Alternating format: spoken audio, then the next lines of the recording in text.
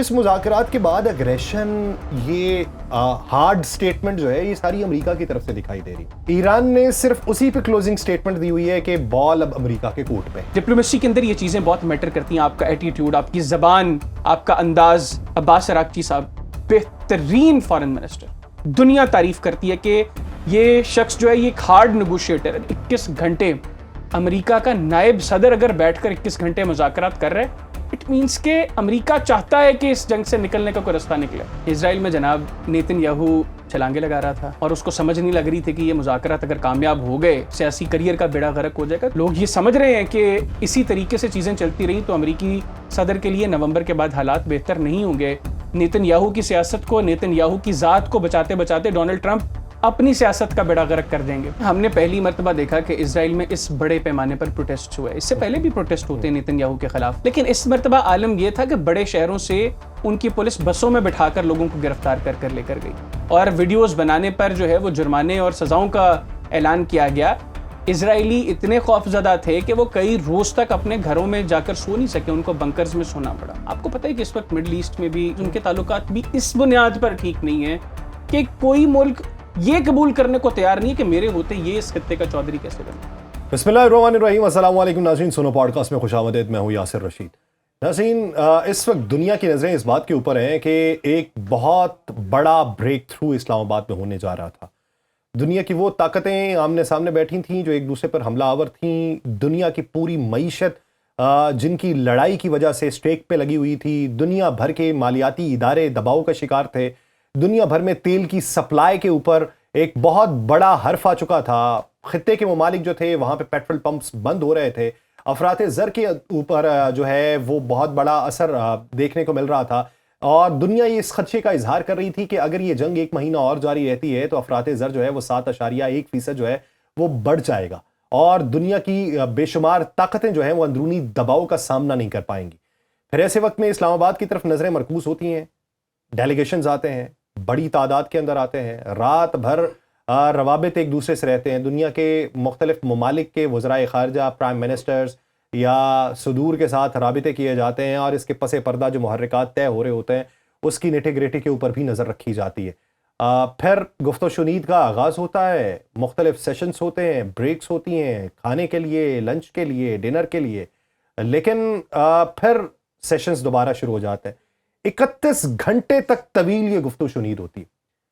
بڑے افراد کے پہنچنے سے پہلے بھی جو نیچے والی ٹیمیں تھیں جو ڈیلیگیشنز میں پہلے سے پہنچی ہوئی تھیں وہ ایک باقاعدہ طور پہ ڈرافٹ تیار کرتی ہیں. ایک ملک اپنے 15 نکات سامنے رکھتا ہے، دوسرا ملک اپنے 10 نکات سامنے رکھتا ہے. اس سے پہلے میزبان ملک اپنے ہمسایہ بڑی طاقت کے ساتھ بات چیت کر کے 5 نکات دنیا کے سامنے پیش کرتا ہے. مجموعی طور پہ دیکھا جائے تو یہ 30 نکات بنتے ہیں. لیکن پھر بعد میں جب صبح پوپ ہٹنے والی ہوتی ہے تو اس وقت خبر یہ آتی ہے کہ امریکی نائب صدر جے ڈی وینس جو ہیں وہ ایک گفتگو کرنے والے ہیں. ان کے گفتگو کا مرکز یہ تھا کہ بات چیت ہوئی، ایران ہماری باتوں پہ نہیں مانا، ہم ایک پرکشش پیشکش ان کے لیے چھوڑے جا رہے ہیں، اگر وہ تسلیم کر لیں تو اچھی بات ہے، نہیں کرتے تو یہ ہمارے سے زیادہ ان کے لیے بری خبر. پھر ہاتھ ہلاتے ہیں اور جہاز پہ روانہ ہو جاتے ہیں. اس کے بعد ایرانی وفد جو ہے وہ شام گئے جو ہے وہ پاکستان سے واپس جاتا ہے، لیکن چہروں کے اوپر مسکراہٹیں، بے چینی بہت زیادہ نہیں تھی. اسحاق ڈار صاحب بھی آ کے جب مختصر خطاب کرتے ہیں اور میڈیا کو بتاتے ہیں تو ان کے چہرے پر بھی ایسی پریشانی نہیں تھی جو ایک ایسے میزبان ملک کو ہونی چاہیے کہ جو ڈبل منظرنامے کے اندر ایک 2 دھاری تلوار کی صورت میں سفر کر رہا ہو اور جس کو دونوں طرف چیزیں دیکھنے کو ہوں کہ اگر یہ ناکامی ہو گئی تو کیا بھگتنا پڑے گا اور اگر کامیابی ہو گئی تو پھر اس کے اثرات کس حد تک ہضم کیے جا سکتے ہیں. تو پس پردہ کیا چیزیں چلتی رہی ہیں، آنے والے دنوں میں کیا کچھ ہوتا رہے گا، اسی بارے میں بات کریں گے. ہمیں جوائن کیا ہے تجزیہ کار ہیں، اینکر پرسن ہیں، پاکستانی صحافی ہیں، حیدر حیات خان. حیدر بہت شکریہ آپ کے وقت کا. Thank you very much. Haider, سب سے پہلا میرا سوال یہ کہ ابھی ڈونلڈ ٹرمپ یہ کہتے ہیں کہ بارودی سرنگیں جو آپ نے بچھائیں تباہ کر دیں گے. پھر ادھر سے ہمیں یہ بھی خبر آتی ہے کہ آلٹرنیٹو روٹ بھی تیار کیا جا رہا ہے، دنیا کو چند دنوں میں بتائیں گے. پھر یہ بھی کہا جا رہا ہے نیول بلاکڈ کی جائے گی اور یہ بھی کہا جا رہا ہے کہ نیوکلیئر پروگرام جو ہے اس کے اوپر بات چیت جو ہے وہ حتمی مراحل میں داخل نہیں ہوئی تو یہ ضد ایران کی توڑ دیں گے. کیا یہی باتیں ہیں یا پھر دنیا کو بتانے کو یہ بیانیہ ہے اور اس کے پیچھے چیزیں کچھ اور؟ میں سمجھتا ہوں کہ یہ دنیا کو بتانے والا بیانیہ ہے. بنیادی طور پہ جس طرح آپ نے خود کہا کہ جے ڈی وینس اور باقر کالباف صاحب جن 2 ڈیلیگیشنز کو لیڈ کر رہے تھے ان کے آنے سے پہلے کچھ ٹیمز یہاں پر آئیں. یہ سلسلہ یہاں سے تو شروع نہیں ہوا, چیزیں سے بہت پہلے سے انڈر ڈسکشن تھیں. اور یہ فیصلہ کہ یہ لوگ پاکستان آئیں گے یہ اس وقت ہوا جب بہت سی چیزوں کے اوپر کنسنسس ڈیولپ ہو گیا. یا صرف بہت سے لوگ بات کر رہے ہیں کہ 47 سال لگے یہاں تک پہنچنے میں, اور 47 سال میں بہت زیادہ اختلافات بڑھ گئے. جنگ جاری ہے, گزشتہ 40 روز سے دونوں جانب تباہی ہو رہی ہے. اگر امریکہ میں ڈائریکٹ کوئی ایرانی میزائل ہٹ نہیں کر رہا تو اس خطے میں جو امریکی بیسز ہیں ان کو ایرانینز ہٹ کر رہے ہیں, ایگریسولی ہٹ کر رہے ہیں, شدید نقصان پہنچا رہے ہیں. ان کے F-35 کو انہوں نے ہٹ کیا جو دنیا کا سب سے طاقتور فائٹر جیٹ کنسیڈر کیا جاتا ہے. F-15 کو انہوں نے ایرانین ٹیریٹری میں گرا دیا, اور اس کے پائلٹ کو جو ہے وہ وہاں سے ریسکیو کرنے کے لیے امریکہ کو ایک انتہائی بڑا آپریشن تک کرنا پڑا. اس کے نتیجے میں C-130 اور 2 بلیک ہاک وہ ان کے تباہ ہوئے. تو ایسا نہیں ہے کہ نقصان امریکن اینڈ پر نہیں ہوا, لیکن جو چیزیں ڈسکس ہوئی پہلے اور جن کے اوپر کنسنسس ڈیولپ ہوا, اور الٹیمیٹلی امریکہ اس حد تک مجبور ہوا کہ امریکہ کا نائب صدر جو آپ سمجھیں کہ دنیا کا دوسرا طاقتور ترین شخص ہے, امریکہ کا دوسرا طاقتور ترین شخص, جو امریکی صدر کی امپیچمنٹ کے بعد اگلا صدر بھی ہو سکتا ہے. اور اس وقت جو حالات ہیں لوگ یہ سمجھ رہے ہیں کہ اسی طریقے سے چیزیں چلتی رہیں تو امریکی صدر کے لیے نومبر کے بعد حالات بہتر نہیں ہوں گے. نیتن یاہو کی سیاست کو, نیتن یاہو کی ذات کو بچاتے بچاتے ڈونلڈ ٹرمپ اپنی سیاست کا بیڑا غرق کر دیں گے.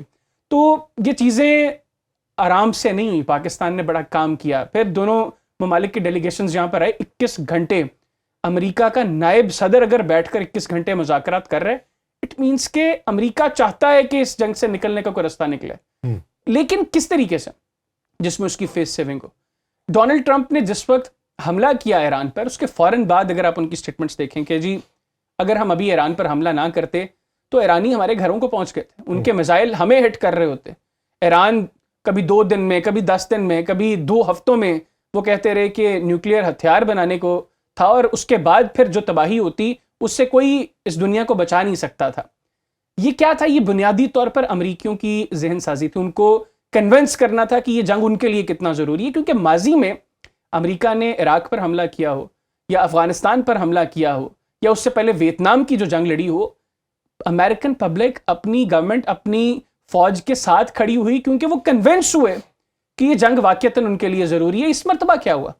آپ کو چند روز قبل امریکہ کے 3000 مقامات پر 80 لاکھ لوگ سڑکوں پر دکھائی دیے, نوکنگ پروٹیسٹ صدر کے خلاف.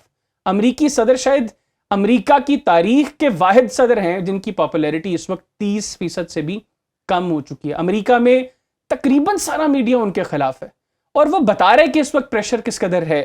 تو یہ جو ساری سٹیٹمنٹس ہیں یہ بنیادی طور پر ڈومیسٹک کنزمپشن کے لیے ہیں, یا دنیا کو بتانے کے لیے کہ میں آج بھی سپر پاور ہوں. ایک چیز ہمیں یہ دیکھنی ہے کہ ابھی تک جب تک ہم یہ ریکارڈنگ کر رہے ہیں اس وقت تک اگریشن جو ہے وہ امریکہ دکھا رہا ہے.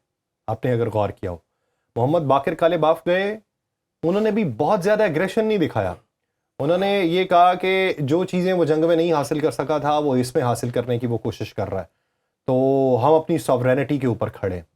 انہوں نے یہ نہیں کہا کہ اچھا اب تم آؤ, اب تمہیں اس سے زیادہ حملے کریں گے. کیونکہ آپ یہ دیکھیں کہ جب یہ مذاکرات چلنے والے تھے اس سے کچھ لمحے قبل ہی ابراہیم ذوالفقاری کا بیان کیا تھا, پاسداران انقلاب کی پوزیشن اس وقت کیا تھی, یا ان کی وزارت خارجہ کیا بیان دے رہی تھی, یا باقر کالباف وہاں سے آنے سے پہلے کیا بیان دے رہے تھے.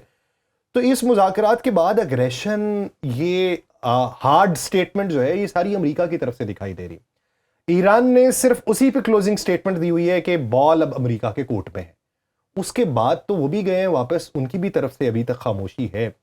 تو یہ اگریشن ایک طرف سے کیوں ہے, دوسری طرف سے کیوں؟ کیونکہ فرسٹریشن ایک طرف ہے, دوسری جانب فرسٹریشن نہیں ہے. ایرانی بڑے کمپوزڈ ہیں, آپ ان کے ڈیلیگیشنز دیکھیں, انتہائی پڑھے لکھے لوگ, اپنی اپنی فیلڈ کے ماہر, اور یہ ہر مرتبہ ایرانینز جس اپروچ کے ساتھ مذاکرات کے لیے گئے وہ پازیٹیو تھی. وہ ابھی اسلام آباد ہو, اس سے پہلے عمان ہو, جنیوا ہو, ہر جگہ ایرانی ایک پازیٹیو انٹینٹ کے ساتھ گئے. مجھے اچھی طرح یاد ہے کہ جس وقت عمان میں مذاکرات ہو رہے تھے تو عباس اراغچی صاحب کو سمجھانا پڑا اسٹیو وٹکاف اور جیرڈ کشنر کو کہ جناب آپ جس ایرانین نیوکلیئر پروگرام کی بات کر رہے ہیں وہ ہے کیا. ان کو اندازہ نہیں تھا کہ ایران کا نیوکلیر پروگرام ہے کیا. اور اس کے بعد جس وقت برطانیہ کے جو نیشنل سیکیورٹی ایڈوائزر ہیں وہ اس گفت و شنید میں شامل ہوئے تو انہوں نے کہا میں حیران ہوں کہ ایران نے اتنا کچھ جو ہے وہ اتنی لیوریج دے دی ہے امریکہ کو, لیکن وہ سمجھ ہی نہیں پا رہے تھے کہ ایرانی نیوکلیر پروگرام بنیادی طور پر ہے کیا. آپ ابھی کا وفد دیکھیں ایران کا, ایران کے پارلیمان کے اسپیکر باقر غالباف صاحب جو ایران میں ایک اتھارٹی ہیں, عباس اراغچی صاحب بہترین فارن منسٹر, دنیا تعریف کرتی ہے کہ یہ شخص جو ہے یہ ایک ہارڈ نیگوشیٹر ہے. دیکھیں ڈپلومیسی کے اندر یہ چیزیں بہت میٹر کرتی ہیں, آپ کا ایٹیٹیوڈ, آپ کی زبان, آپ کا انداز, یہ آپ کا رویہ, یہ چیزیں میٹر کرتی ہیں. 4 مزید ڈپٹی فارن منسٹرز, آپ کے سینٹرل بینک کے گورنر, آپ کی نیشنل ڈیفنس یونیورسٹی کے پریزیڈنٹ, اس کے علاوہ دیگر پاسداران انقلاب کے کچھ فارمر کمانڈرز. تو یہ لوگ ایران کی طرف سے آئے ہیں تو یہ ایک سیریس اور پازیٹیو انٹینٹ کے ساتھ آئے ہیں. 70 رکنی وفد ہے ان کا. ایگزیکٹلی. سملرلی امریکہ سے امریکہ کا نائب صدر 1979 کے بعد, 79 کو 79 بولتے ہیں, 1979 کے بعد اتنے بڑی سطح پر مذاکرات ایران اور امریکہ کے درمیان اب ہوئے اسلام آباد کے اندر. اور جو میں پہلے بات کر رہا تھا کہ امریکی نائب صدر کا 21 گھنٹے تک مذاکرات کی میز پر بیٹھنا, 31 گھنٹے مجموعی طور پہ اگر وہ پچھلے آپ ٹھیک ہے تو یہ کوئی چھوٹی چیز نہیں ہے, یہ بہت بڑی چیز ہے. امریکی صدر یا نائب صدر یا ایون ان کے جو فارن سیکرٹری ہیں وہ 1.5-2 گھنٹے سے زیادہ کی ان کی کمٹمنٹس نہیں ہوتی ہیں. تو 21 گھنٹے یا 31 گھنٹے اگر وہ بیٹھے ہیں اٹ مینس کہ یہ چیزیں میٹر کر رہی ہیں. ایران نے جو جواب دیا ہے 21 گھنٹے بغیر کسی, آپ یہ دیکھیں کہ کسی ریسٹ کے, یا وہ اگر ریسٹ ہے بھی تو کس چیز کی, تو یہ اتنا جاگے رہنا یہ بھی دنیا کے لیے ایک بہت بڑا پیغام ہے کہ کتنی سنجیدگی کا عنصر تھا. لیکن میرا سوال یہ ہے کہ ایک فیس سیونگ جو دونوں اطراف میں کی جا رہی ہے اس سے قطع نظر کہ کیا ہوتی ہے. ابھی ہم اس پہلو کے اوپر آتے ہیں جو اس مذاکرات کے وقت میں پوری دنیا میں چل رہے تھے. پس پردہ روابط بہت سارے ممالک کے ساتھ تھے. کچھ جہازوں کے آنے کی اطلاعات اس وقت میں بھی تھی جس وقت یہ مذاکرات چل رہے تھے.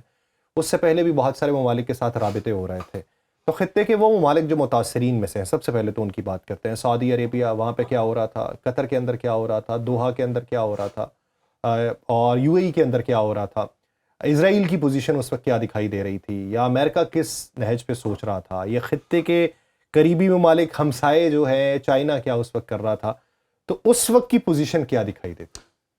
یا سر میرا آپ سے ایک سوال ہے. جس وقت یہ مذاکرات کا عمل شروع ہو رہا تھا, جب اس کے اوپر بحث ہو رہی تھی, بہت سے لوگ کہہ رہے تھے کہ 2 سپوائلرز ہیں. وہ سپوائلرز کون تھے؟ 2 سپوائلرز, ایک تو ہمارا ہمسایہ ملک اور ایک اسرائیل, ایک مدر لینڈ ایک فادر لینڈ. تو فادر لینڈ میں کیا ہو رہا تھا, اسرائیل میں کیا ہو رہا تھا؟ اسرائیل میں جناب نیتن یاہو چھلانگے لگا رہا تھا اور اس کو سمجھ نہیں لگ رہی تھی کہ یہ مذاکرات اگر کامیاب ہو گئے تو میری تو سیاسی کریئر کا بیڑا غرق ہو جائے گا. کیونکہ جیسے ہی سیز فائر اناؤنس ہوا تو اس کے اوپر جو کرپشن چارجز لگے ہوئے ہیں اس کی جو ہے وہ انویسٹیگیشن کے لیے ٹیم اس کے پاس پہنچ کے اس نے کہا جناب جنگ کا ماحول ختم ہے, فیس کریں چیزوں کو. تو نیتن یاہو کے لیے بڑا ضروری ہے, اور اکتوبر میں آگے الیکشنز ہیں, جو ایک ایکسپینشنسٹ اپروچ ہے اسرائیل کی وہ اس کو کیش کرنا چاہتا ہے آگے الیکشنز کے اندر. اس کو اس چیز کی ضرورت ہے کہ وہ اتنا خون بہائے, اس کو وہ خون کی لت لگ گئی ہوئی, نشہ لگ گیا ہوا ہے اس کی زبان کو. ابھی اس کی موجودہ پوزیشن ماضی کی نسبت تو بہت مختلف ہے, کیونکہ 12 روزہ جنگ میں بھی وہ میزائل بیڈو سسٹم تو نہیں استعمال کر رہے تھے کہ ان کی ایکوریسی اتنی ہوتی. اس جنگ میں لوگوں نے یہ بھی دیکھا ہے کہ میزائل ان کے گھروں تک پہنچ سکتے ہیں, سائرن بج سکتے ہیں, ہمارے لوگ مر سکتے ہیں, زخمی ہو سکتے ہیں, دنیا کو ہماری معلومات تک نہیں پہنچنے دی جا سکتی. تو انہیں یہ بھی نہیں معلوم تھا کہ Iron Dome, Arrow 1, Arrow 2, Arrow 3, David Sling اس حد تک ناکام ہو سکتے ہیں, پھر پیٹریاٹ ہمیں اٹھا کے لانے پڑ سکتے ہیں. تو یہ چیزیں تو اس وقت تک نہیں دیکھی تھی. اور ڈیمونا ہٹ ہو سکتا ہے, اور ڈیمونا, اور اس کے ساتھ ساتھ انہیں یہ بھی تھا کہ دنیا ہماری مدد کو آئے گی, اور جس طریقے سے امریکہ آیا ہے امریکہ کے ساتھ نیٹو بھی کودے گا. امریکہ تو اس یقین دہانی پہ لایا گیا تھا کہ تم آؤ گے تو نیٹو بھی کود آئے گا. امریکہ نے تو بہت کو جو ہے وہ ڈبا دیا. آپ نے اس سے پہلے سوال کے اندر ذکر کیا تھا کچھ ممالک کا, میں اس پہ بعد میں جاؤں گا. اس بات کو اگر مکمل کر لیں کہ اسرائیل میں اندرونی طور پہ, یہ چھوڑ دیں کیسز والا, اندرونی طور پہ منظرنامہ بینجامن نیتن یاہو کے کس حد تک مخالف ہو چکا. دیکھیں ہم نے پہلی مرتبہ دیکھا کہ اسرائیل میں اس بڑے پیمانے پر پروٹیسٹ ہوئے. اس سے پہلے بھی پروٹیسٹ ہوتے ہیں نیتن یاہو کے خلاف, جو جون کی 12 روزہ جنگ کا آپ نے حوالہ دیا اس وقت بھی پروٹیسٹ ہوئے تھے، لیکن اس مرتبہ عالم یہ تھا کہ بڑے شہروں سے ان کی پولیس بسوں میں بٹھا کر لوگوں کو گرفتار کر لے کر گئی، اور ویڈیوز بنانے پر جو ہے وہ جرمانے اور سزاؤں کا اعلان کیا گیا۔ اسرائیلی اتنے خوف زدہ تھے کہ وہ کئی روز تک اپنے گھروں میں جا کر سو نہیں سکے، ان کو بنکرز میں سونا پڑا۔ تباہی اس قدر تھی وہاں پر۔ دیکھیں ڈمونا کا ہٹ ہو جانا اور پھر اسرائیل کا خود کہنا کہ ہمارے 180 لوگ اس میں زخمی ہوئے، یہ چھوٹی چیز نہیں ہے، وہ تو مانتے نہیں ہیں کسی چیز کو۔ اور ڈمونا پہ یاسر آئی ایم شور آپ کو اس چیز کا علم ہوگا، 100 میزائلوں کے ساتھ حملہ کیا تھا ایران نے، 100 میزائلوں کے ساتھ، پورے دفاعی سسٹم کو مفلوج کرنے کے حوالے سے وہ ٹھیک ہے۔ اس کے بعد سجیل میزائل کا استعمال انہوں نے ڈمونا کو ہٹ کرنے کے لیے کیا تھا، تو ایکسپوز ہو گیا سب کچھ۔ جو ایک میتھ تھی وہ تو جون میں جو ہے وہ پہلے ہی ٹوٹ چکی تھی، اب اس کا بیڑا غرق جو ہے وہ اس جنگ کے اندر ہو گیا، یعنی تابوت میں آخری کیل جو ہے وہ اب ٹھونکا گیا۔ یہ تو اسرائیل کا منظر نامہ ہے، بھارت کیا کر رہا ہے؟ جو پہلے بات ہوئی، سپوائلرز دو تھے، ایک تو کل رات جو ہے وہ چیخیں مار رہا تھا کہ ہمارے لیے جنگ ختم نہیں ہوئی، ہم یہ کر دیں گے، لبنان میں حملے جاری تھے، وہ کسی طرح ایک ایسا انوائرمنٹ کریٹ کرنے کی کوشش کر رہا تھا کہ یہ مذاکرات کامیاب نہ ہوں اور اس کو ایک موقع مل جائے کہ وہ دوبارہ ٹرمپ کو مجبور کرے کہ ایران کے ساتھ جنگ ضروری ہے۔ اچھا، وہاں پہ کچھ ایسے ممالک بھی اس کو سپورٹ کر رہے تھے جن کو ہم برادر ممالک کہتے ہیں، وہ بھی چاہتے تھے کہ یہ جنگ ختم نہ ہو، ایران میں مزید تباہی ہو، اور وہ پنجابی میں کہتے ہیں کہ ایران کا مکو ٹھپا جائے، لیکن ان کو اندازہ نہیں ہے کہ ایران کے ساتھ اگر مزید کچھ ہوا تو وہ ان کے ساتھ کیا کریں گے۔ اس کو بہرحال ابھی میں ڈسکس نہیں کرتا۔ آپ نے بھارت کا ذکر کیا، بھارتی وزیر خارجہ جے شنکر وہ یو اے ای میں تھے، اور یو اے ای کے اندر کچھ ایسی ارینجمنٹس کے اوپر وہ کام کر رہے ہیں جو اسرائیلی انٹرسٹس کو سرو کرتی ہیں۔ بھارت کے جو پیٹرولیم منسٹر ہیں وہ بھی ایک خلیجی ملک میں تھے، وہ بھی اسی طرح کی معاملات کے اوپر جو ہے وہ گفتگو کریں۔ بھارت میں بہرحال انرجی کا بھی بڑا سنگین مسئلہ ہے۔ ایک اور امپورٹنٹ چیز، وہ جہاں پہ تھے ان کے لیے بھی انرجی کا بڑا سنگین مسئلہ ہے، ایگزیکٹلی، لیکن وہ بلاک تو اس وقت پاکستان کے ساتھ، وہ بلاک پاکستان کے ساتھ ہے، لیکن بھارت کوئی بھی اپرچونٹی اس وقت مس نہیں کرنا چاہ رہا۔ وہ ہر جگہ پہنچ کر اپنی ایگزسٹنس جو ہے وہ اس کو شو کرنے کی کوشش کر رہا ہے، ٹھیک ہے۔ 40 دنوں میں تو شو نہیں کر پایا، وہ ابھی بھی شو نہیں کر سکے گا، ایٹ لیسٹ اس اسپیسیفک سیکٹر میں شو کرنا اس کے لیے مشکل ہوگا، لیکن جہاں پہ اس کو سپیس نظر آ رہی ہے، کسی بھی وجہ سے وہ سپیس نظر آ رہی ہے جہاں پہ اس کو لگ رہا ہے کہ وہ اسرائیل کا ساتھ دیتے ہوئے پاکستان کے خلاف یا اسرائیل کے لیے کچھ کر سکتا ہے، تو وہ اس کو کرے گا۔ آخر مدر لینڈ فادر لینڈ ہے ان کا آپس میں جو معاملہ ہے۔ سیکنڈلی، بھارت کے جو فارن سیکریٹری ہیں وکرم مسری، جو پاک بھارت جنگ کے دوران بھارتی وزارت خارجہ کے ترجمان تھے اور کافی ذلیل ہوئے ان دنوں، بھارتیوں نے خود ان کو کافی ذلیل کیا، ان کو اپنا ایکس اکاؤنٹ جو ہے وہ بند کرنا پڑا۔ وکرم مسری انٹرسٹنگلی امریکہ میں تھے 3 دن پہلے، اور امریکہ میں وہ ملاقات کرتے ہیں مارکو روبیو سے۔ اب مارکو روبیو کون ہے؟ مارکو روبیو وہ شخص ہے جو امریکہ میں اس وقت آپ سمجھیں کہ وائٹ ہاؤس میں نیتن یاہو اسرائیلی پالیسی کو ٹوکر ایگزیکٹلی، اور اس کو لے کے کون جا رہا ہے؟ جو ایمبیسڈر ہیں امریکہ کے انڈیا میں، اور وہ مارکو روبیو کو کنونس کر کے آئے ہیں کہ مارکو روبیو کمنگ ڈیز میں بھارت کا دورہ کریں گے۔ اب مارکو روبیو بھی اسی اپروچ کے ہیں، وہ بھی نہیں چاہتے کہ یہ جنگ بند ہو۔ جے ڈی وینس بہرحال وہ اس اپروچ کے ہیں کہ یہ جنگ کسی طریقے سے بند ہو، اور جو کمٹمنٹس تھیں، جو وعدے تھے ٹرمپ کے کیمپین کے دوران، جو میگا بیس ہے ان کی میک امریکہ گریٹ اگین، اس کو وہ ٹو کرتے ہیں اور وہ چاہتے ہیں کہ امریکیوں کا پیسہ امریکیوں پر لگے۔ لیکن مارکو روبیو جو ہیں وہ دوسری اپروچ کے ساتھ چل رہے ہیں۔ تو یہ سب کچھ بھارت ابھی کر رہا ہے، وہ پھر وہاں پر ایسے لوگوں کو کانٹیکٹ میں ان کے ساتھ آ گیا ہے، اور وہ چاہتا ہے کہ ان کو استعمال کر کے وہ دوبارہ ایک ایسی لابی ٹرمپ کے گرد جو ہے وہ اس کھڑی کرے جو اسرائیل کے لیے اس کو کنونس کرے کہ ایران کے ساتھ جنگ کتنی ضروری ہے۔ اس پوری صورتحال میں ڈائمنشنز خطے کی کتنی تبدیل ہونی ہے؟ نتائج کی بات ابھی نہیں کرتے کہ کیا نتیجہ نکلے گا کیا نہیں، چھوڑ دیتے ہیں، وقت کے اوپر چھوڑتے ہیں، کیونکہ گرد ابھی وہ طاقتیں نہیں جھاڑ رہی جن طاقتوں نے یہ بات کی ہے، تو کسی مصلحت کے تحت نہیں جھاڑ رہی ہوں گی، تو ہم اس پورے معاملے کو گرد میں رہنے دیتے ہیں۔ ہم صرف ان کے نتائج کے اوپر بات کر لیتے ہیں کہ نتیجہ اگر مثبت نکلتا ہے تب کیا ہوگا، منفی نکلتا ہے تب کیا ہوگا۔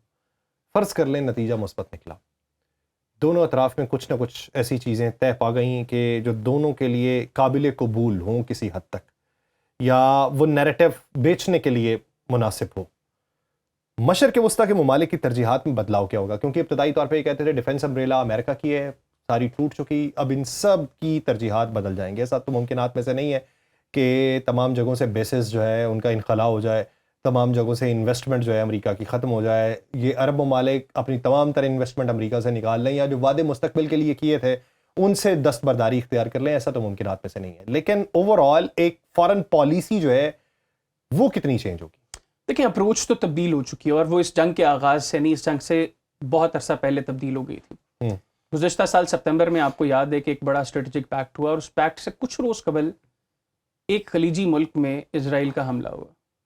اس حملے کے بعد اپروچ تو بنیادی طور پر تبھی تبدیل ہونا شروع ہو گئی تھی. لیکن ابھی بھی کچھ ممالک ہیں وہاں پر جو اس ساری صورتحال کے باوجود وہ سمجھتے ہیں کہ اسرائیلی انٹرسٹس کو سرو کرنا ضروری ہے. اور یہ باتیں چند روز قبل ہو رہی تھی اس جنگ کے آغاز سے، لیکن تب کسی کے لیے اندازہ لگانا مشکل تھا کہ وہ کون سا ملک ہوگا. اب تو وہ چند ممالک کھل کر سامنے آ گئے. عامیانہ سا سوال ہے، یعنی میں ہوں اس وقت میں، میرا ڈنکا بج رہا اور آپ ہیں، آپ کو یہ لگ رہا ہے کہ اچھا اس کا ڈنکا بج رہا ہے، مال اس کے پاس کافی ہے، ابھی ڈیمیجز اس کے نہیں ہیں، مستقبل میں یہ پریویل بھی کرے گا تو میری اس کے ساتھ دوستی ہونی چاہیے کیونکہ میرے ذاتی مفاد، یہ کوئی چاچے مامے کا رشتہ نہیں ہے، ذاتی مفادات ہیں، معاشی مفادات کے طور پہ کہ میں ہوں، میں اگر بڑے حلقوں میں بیٹھ رہا ہوں تو ان حلقوں میں آپ کو بھی متعارف کرواؤں گا. لیکن ایک وقت آ چکا ہے کہ جب مجھ پہ مشکل پڑی ہے، میرا وہ جو ایک عزائم کا پورا منبع تھا وہ کھل کے سامنے آ گیا، میری پرتیں کھلنا شروع ہو چکی ہیں. اب میں بظاہر کمزور ہوں یا زخمی ہوں یا مجھ میں وہ طاقت نہیں رہی، یا وہ حلقے جہاں پہ میں معتبر سمجھا جاتا تھا وہ حلقے بھی مجھے اب شک کی نگاہ سے دیکھنا شروع ہو گئے. آپ کا کیا مفاد باقی ہے کہ آپ پھر بھی مجھ سے لا لگا کے بیٹھے ہو؟ یہ میرے ظرف پہ ڈیپینڈ کرتا ہے.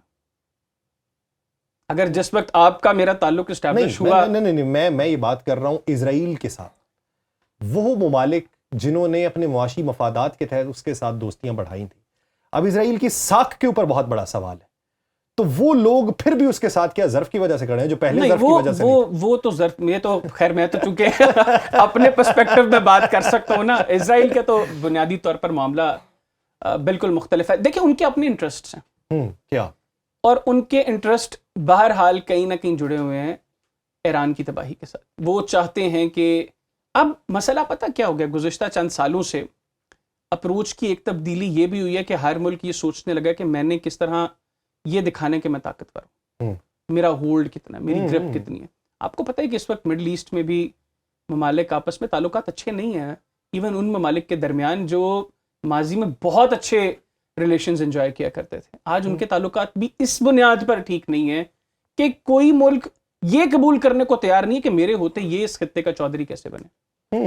ایران کی اپنی جنگ جاری ہے. ایگزیکٹلی. اور چند ممالک تو ایسے ہیں اس خطے میں جن سے اس جنگ کے دوران جب آغاز میں ایران نے ریٹیلیٹری سٹرائکس کی تو ان کی ایک منسٹر سے سوال ہوا کہ اس جنگ کے بعد آپ اسرائیل کے ساتھ اپنے تعلقات کیسے دیکھ رہے ہیں. انہوں نے کہا پہلے سے زیادہ مضبوط. اٹ مینس کہ ان کے لیے ایران کی تباہی وہ اس قدر جو ہے وہ اس کو پش کر رہے ہیں اس حوالے سے. اور مذاکرات کے دوران بھی ہم نے کہیں نہ کہیں پہ یہ تسلیم تو کرنا پڑے گا کہ جو 4 دہائیوں تک ان تمام ممالک کو ایک منجن بیچا گیا جس کے عوض تمام تر دفاعی حصار ان کو فراہم کیا گیا اور $ٹریلین ان سے وصول کیے گئے، وہ تو یہی تھا کہ ایران تمہارے اوپر حملہ کرے گا. مسئلہ صرف یہ نہیں تھا، کچھ اور بھی چیزیں ہیں. ان ممالک کا امریکہ اور اسرائیل پر انحصار کرنے کا یا صرف امریکہ کے اوپر انحصار کرنے کا مقصد صرف یہ نہیں تھا کہ ان کو ایک سیکیورٹی پرووائڈر ملا ہوا تھا وہاں پر. انہوں نے امریکی بیسز اس لیے الاؤ نہیں کی تھی کہ وہ ان کو یہ محسوس ہو یا لگنے لگے کہ اب ہم بہت محفوظ ہو گئے ہیں. ان کو اپنی طاقت کو قائم رکھنے کے لیے اس کی ضرورت تھی. کس کے بدلے میں؟ ایران کے بدلے میں نا. صرف ایران کا مسئلہ نہیں ہے، یا صرف اپروچ دنیا میں تبدیل ہو چکی ہے. لوگ نہیں، میں صرف اس جنگ کے پرسپیکٹو میں بات نہیں کر رہا، ادروائز لوگوں کے رہن سہن کے حوالے سے فارمیشن آف گورنمنٹس کو لے کر لوگوں کی اپروچ چینج ہو گئی. ابتدا کی بات کر رہا ہوں نا, یعنی فرض کر لیں کہ میں اگر اس فیلڈ کے اندر آیا تو اس وقت تو میری سوچ یہ ہوگی کہ مجھے ایک نیوز اینکر بننا, مجھے نائٹ شفٹ بھی مل جائے تو الگ بات. تو میں جب آ گیا تو تب میری ترجیحات بدلی نا. لیکن آپ ایک چینل پہ کام کر رہے ہیں اور آپ کو کچھ فیسلٹیز وہاں پر ملی ہوئی ہیں, آپ دیکھ رہے ہیں کہ ایک اور چینل ہے وہاں پر بہت بہتر فیسلٹیز ہیں, میں اسی کو تو آپ کوشش کریں گے نا کہ وہ فیسلٹیز آپ کے پاس ہوں. میں نے کہا ابتدا میری یہ تھی اسکرین پہ آنا, پھر آیا تو پھر ترجیحات میں بدلاؤ آ گیا کہ مجھے سٹیٹس برقرار رکھنا تھا. تو ابتدا میں چورن تو ایران کے خلاف بیچا گیا نا, تو اس کے بعد تو پھر ہر ملک کی اپنی اپنی ترجیحات تبدیل ہوئی. میں نے بات کا آغاز بنیادی طور پہ اس وجہ سے کیا کہ ابتدا جس معاملے سے ہوئی تھی یا جس معاملے پہ ہوئی تھی وہ ایک غماز تو ٹوٹا ہے. اب اس کے بدلے میں ایک طاقت جو خود ایک اپنی ساکھ کو گوا بیٹھی ہے, یعنی مثال کے طور پہ امریکہ, تو ڈیفنس امبریلا اگر امریکہ سے نکل کے خطے کی کسی اور طاقت کی طرف بڑھ کے اس سے زیادہ جو ہے, کیونکہ آپ ڈر تبھی تک برقرار رکھ سکتے ہیں جب تک اس کو آزمایا نہ جا سکے. ایگزیکٹلی, کوئی شک نہیں. آپ F-35 کو دنیا کو تب تک دنیا کا بہترین اسٹیلتھ فائٹر جیٹ کہہ سکتے تھے جب تک وہ نشانہ نہ بنتا. وہ نشانہ بنا ہے تو اس کے مد مقابل اب جو انڈیا کا J-35 ہے وہی دنیا کا بہترین اسٹیلتھ ہوگا, وہ چین کا وہی بہترین ہوگا روس کا سخوئی 57, جب تک وہ نہیں گر جاتا. تو اس کا مطلب یہ ہے, یعنی ایران نے کہا ہے ہم نے بارودی سرنگیں بچھائی ہیں, اب ڈر کے مارے کوئی جا نہیں رہا. اب یہ بھی ہے کہ بارودی سرنگیں نہ ہوں, یہ بھی ہے کہ ہوں. یہاں پر مسئلہ صرف سیکیورٹی کا نہیں ہے, یہاں پر مسئلہ اور وہ مسئلہ آج کا نہیں ہے. صرف ان ممالک کو یہ سیکیورٹی کے نام پر جو چیزیں دی گئی ہیں وہ ایران کے خوف سے نہیں انہوں نے لی, ان کو کسی اور وجہ سے بھی مجبور کیا گیا کہ آپ کو یہ لینا ہوں گی اگر آپ نے اپنا آپ اسی طریقے سے قائم رکھنا. جو میں اپروچ کی تبدیلی کی بات کر رہا تھا وہ ایک عام آدمی کی اپروچ کی تبدیلی تھی جو اس نے سسٹم میں ویسٹ میں دیکھی, in the form of democracies or in any other form. China اور رشیا کی پالیسی میں کیا تبدیلی ہوگی؟ دیکھیے ان کی پالیسی میں کوئی تبدیلی نہیں. چائنا اور رشیا کی پالیسی آج بھی وہی ہے جو پہلے تھی. چائنا نے تو انفیکٹ پوری دنیا کی پالیسیز کو تبدیل کرنا شروع کر دیا. ابھی ریسنٹلی جو چائنا میں پریڈ ہوئی جس میں آپ نے دیکھا پاکستان سے بھی وزیر اعظم شہباز شریف صاحب موجود تھے اور دنیا کے بڑے لیڈرز موجود تھے. آئی تھنک وہ دن تھا جس وقت چائنا نے ملٹی پولر ورلڈ کی بنیاد رکھ دی تھی. یہ یونی پولر ورلڈ کا کانسیپٹ صرف اس جنگ میں آ کے ختم نہیں ہوا. یہاں پہ تو آپ سمجھیں کہ یہ جنگ وجہ بن گئی کہ اب لوگوں نے سوچنا شروع کر دیا. چائنا نے تو اس وقت ہی آپ کو ایک ایسا سسٹم دے دیا. پھر بی آر اے ایک ایسی کنیکٹیوٹی اسٹیبلش کر دی چائنا نے ممالک کے سوچنے کا انداز تبدیل کر دیا, ان کی اپروچ تبدیل کر دی, کیونکہ دنیا اکانومی کی وجہ سے بہت زیادہ متاثر ہے. چائنا نے ایک ایسا جال بچھا دیا, اور آپ کو میں بتاؤں اگر یہ چیزیں حل نہ ہوئیں, اس خطے میں صرف ممالک کے لیے مسئلہ نہیں بنے گا, یہ چیزیں حل نہ ہوئی. آپ نیٹو کی اپروچ دیکھ رہے ہیں, نیٹو نے آنکھیں پھیر لی ہیں ڈونلڈ ٹرمپ سے. نیٹو کے ممالک کو یورپین ممالک کو شدید انرجی کرائسس کا سامنا ہے, ان کی اکانومی بری طرح ہرٹ ہو رہی ہے. ان کو ایک ایسا رستہ تلاش کرنا ہے جہاں پہ وہ اپنے انرجی کرائسس کو پورا کر سکیں. جو اس وقت یورپ آپ سمجھیں کہ تباہی کی طرف بڑھ رہا ہے, اس تباہی کو وہ روک سکیں. اور اگر اس تباہی کو روکنے کے لیے مجبور ہو کر انہوں نے اس ریجن کی طرف رخ کر لیا اور یہاں پر انہوں نے امریکہ کی پیٹرو ڈالر اکانومی کو چیلنج کر دیا اور چائنا نے اپنے بلاک کے ممالک کے ساتھ ان کا ساتھ دے دیا, تو آپ کو لگتا ہے کہ امریکہ کے لیے مستقبل میں کچھ ہوگا؟ سمجھتے ہیں کہ پیٹرو ڈالر کا خاتمہ فوری طور پہ تو نہیں ہو سکتا, بتدریج خاتمہ ہوتا ہے کسی بھی چیز کا ترجیحات میں تبدیلی کے حوالے سے. تو اگلے 10 سال میں کسی نہ کسی سطح پہ اسے 50% کمی کے طور پہ دیکھا جائے گا. دیکھیں آپ کو میں ابھی ایک چھوٹی سی بات بتاتا ہوں. جس وقت سے ایران نے اسٹریٹ آف ہرمز کو بلاک کیا ہے, اپنے کنٹرول میں لیا ہے, آپ کو یہ خبر تو آپ کے پاس ہے کہ ایران جو ہے وہ جہازوں سے ٹول چارج کر رہا ہے. کچھ ممالک کو اس نے الاؤ کیا ہے انکلوڈنگ پاکستان کے وہ فری آف کاسٹ اپنے جہاز لے کر جا سکتے ہیں, لیکن کچھ ممالک کو وہ چارج کر رہے ہیں. انڈیا کو انہوں نے کہا ہے کہ آپ فری آف کاسٹ لے کر جا سکتے ہیں. کس نے کہا؟ ایران نے نہیں کہا. ایرانی اطلاعات یہ ہیں کہ انڈیا سے ہم نے پابندیوں کے نتیجے میں ہماری جو چیزیں وہاں پر موجود تھیں وہ حاصل کی ہیں. تیل ان کو جو پہلے کم داموں پہ تیل جاتا تھا, تیل ان کو پورے دام پر بیچنا شروع کیا, جو پہلے $35 سے $40 کا ان کو پر بیرل تیل جا رہا تھا وہ اب $90 پہ دینا شروع کر دیا انہوں نے. کلیم کرتے ہیں انہوں نے یہ کہا کہ اگر آپ کو یہ بتایا جا رہا ہے کہ ہم انڈیا کو مفت میں یہاں سے گزرنے دے رہے ہیں تو مفت میں گزرنے نہیں دے رہے. اس کے متبادل ہماری کچھ چیزیں سینکشنز کے نتیجے میں انڈیا میں پھنسی ہوئی تھیں, ان سے بارگیننگ ہماری جاری ہے, ہم وہ اس کے بدلے میں وہ چیزیں وصول کر رہے ہیں. کوائٹ پاسبل یہ ٹھیک ہو کیونکہ انہوں نے کہا ایرانی جو ہے ایک ملک وہ پاکستان کے علاوہ نہیں ہے. نہیں, چائنا بھی ہے, چائنا کے ساتھ بھی ایران کے تعلقات اور طرح کے ہیں. سر چائنا سے بھی انہوں نے ٹول وصول کیا لیکن بہت میں آپ کو کم بتا رہا قیمت کے ہوں, اوپر. جو میں ملک کا نام نہیں لوں انہوں گا. نے چائنا سے ایک اور چیز کی کہ $65 پہ جو انہیں پہلے فی بیرل فراہم کیا جا رہا تھا وہ $100 پہ بھی انہیں بیچا. میں یہ کام انہوں نے ضرور کیا کہ جو پہلے تیل سستا دے رہے تھے وہ انہوں نے اب مہنگا دینا شروع کر دیا. لیکن ایرانیوں نے جو 14 ملین یوان میں ایک آئل ٹینکر کو گزرنے کی اجازت دی ہے, وہ چائنیز 14 ملین یوان اپنے بینکوں میں نہیں ایرانی اپنے بینکوں میں نہیں رکھ رہے. کیوں رکھیں گے؟ وہ کسی اور ملک کے بینک میں رکھ رہے ہیں. اور جس ملک کے بینک میں رکھ رہے ہیں, آپ نے جو پیٹرو ڈالر اکانومی کی بات کی, یہ مقصد ہے ان کا کہ وہ ملک ہرٹ کر سکتا ہے, اور وہ ملک سب سے بڑا اس وقت چیلنج ہے. آپ کو برکس کی آلٹرنیٹ اکانومی جو ہے وہ کرنسی کی ہم نے بڑی عرصے سے باتیں سنی, اور اب بیک اینڈ پہ یہ چیزیں سنجیدگی سے ڈسکس ہو رہی ہیں کہ کیوں ہم ایک ملک کی اکانومی کو پالنے کے لیے ہم اتنے اس کے لکیر کے فقیر ہو جائیں کہ ہم اس سے ہٹ کر کچھ کر ہی نہ سکیں. اب ممالک جو ہیں وہ اور طرح سوچ رہے ہیں اور اپروچ ڈیولپ ہونا شروع ہو دنیا میں ترجیحات میں تبدیلی اس وقت جاری و ساری ہے, لیکن بتدریج یہ تبدیلیاں دیکھنے کو ملیں گی. ہم یہ امید کرتے ہیں کہ ہماری آنکھیں اسی وقت کو دیکھیں جس وقت میں کچھ بہتری ہو. ہم اس وقت تک سانس لیں جب تک بہتری کے امکانات روشن نہیں ہو جاتے. ہم یہ بھی دعا کرتے ہیں کہ دنیا میں یہ جو خطرے کے بادل چھائے ہوئے ہیں کہیں نہ کہیں پہ یہ چھٹیں, کہیں نہ کہیں پہ سکون ہو, اور وہ استعماری طاقتیں جو اس دنیا کو کنٹرول کرنا چاہتی ہیں اپنی غاصبیت کے حوالے سے, ان کا کلا کما ہو سکے یا ان کو کوئی نکیل ڈال سکے. بہت شکریہ حیدر حیات خان نے اس حوالے سے وقت دینے کے لیے. ناظرین, پوڈ کاسٹ تو ختم ہوا چاہتا ہے, مجھے دیجیے اجازت. آپ سے ملاقات ہوگی کسی اور ایپیسوڈ اور کسی اور مہمان کے ساتھ. اپنا بہت سا خیال رکھیے گا. اللہ کے بعد.